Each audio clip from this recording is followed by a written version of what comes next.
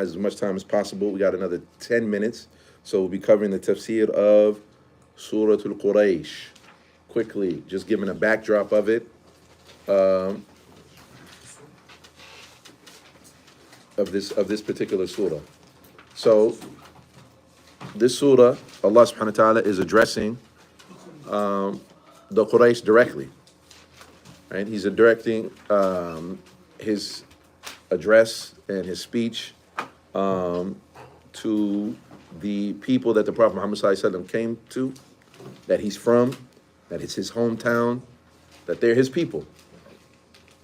And as any messenger, right, he's first talking, the Prophet sallallahu alaihi wasallam is first trying to bring the message to those people, like his people, before he goes somewhere else, before he goes to another city, people that don't know him or don't have a relationship with him, he's speaking to his people first.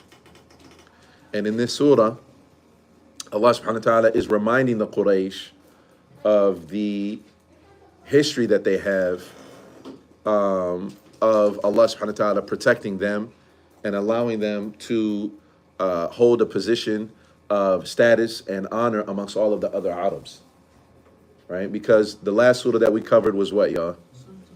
Surah Al-Fil. And what does that have to do with the Quraysh? What do you mean it happened to them? They were stoned by a flock of birds? Was it only a warning to them? Glad tidings to the Prophet sallallahu alaihi wasallam. Aside from a warning, what's another word that could be used?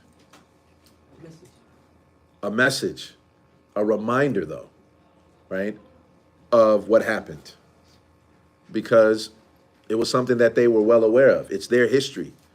It occurred in their to their peoples, which was that Allah subhanahu wa ta'ala protected the Kaaba, that Allah subhanahu wa ta'ala protected that noble house of worship. And whose job is it and responsibility to take care of that noble house and that place of worship? Whose job was it? The Quraysh. So if Allah subhanahu wa ta'ala protects the Kaaba, by extension, what? By extension, the people who are taking care of that place are getting protection. They didn't have to fight.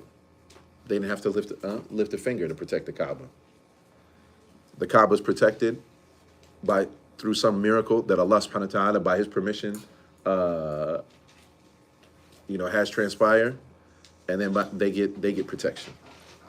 Not only do they get protection, but they have a name and a status, right? They got juice, so to speak, everywhere they go, right?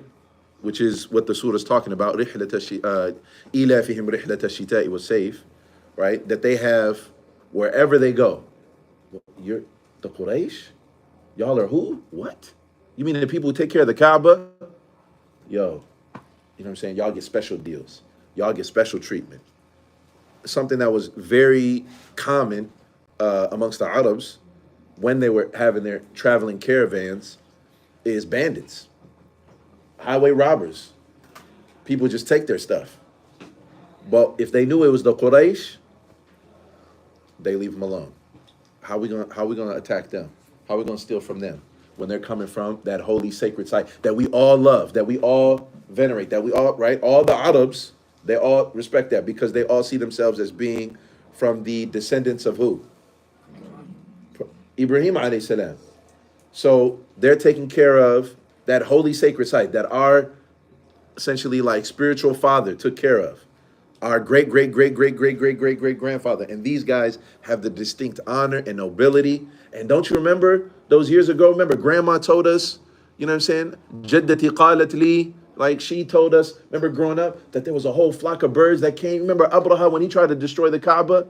Yo, there's something special about that place. And there's something special about the people who take care of it. Y'all understand that? This is how they were viewed amongst everybody. Yo, we don't mess with them. We'll rob them. We'll take from them real quick. No problem. We'll kill them. No problem. Them, we leave them alone. And so Allah subhanahu wa ta'ala is saying, listen, it's not like y'all have a bigger army. It's not like y'all are more physically powerful than others. But it's the name and the status that you have in the minds and the hearts of all these other, tribes around you. So when you travel, other people, when y'all travel doing your business caravans, going to Yemen in the winter, going to Sham, which Sham, by the way, would have included Palestine, Jordan, Syria, Lebanon, all of that. That's all considered Sham. Whenever y'all go there, y'all are in relative safety and security. Allah is reminding them, I did that for you. Those are my blessings and my favor on you. All right. So this is kind of like the backdrop of the surah, of Surah Quraish, and it has an intrinsic connection with Surah Al-Fil, right? Because similarly, it's also addressing the Quraish and their past and their history, right? So inshallah, we're going to stop here.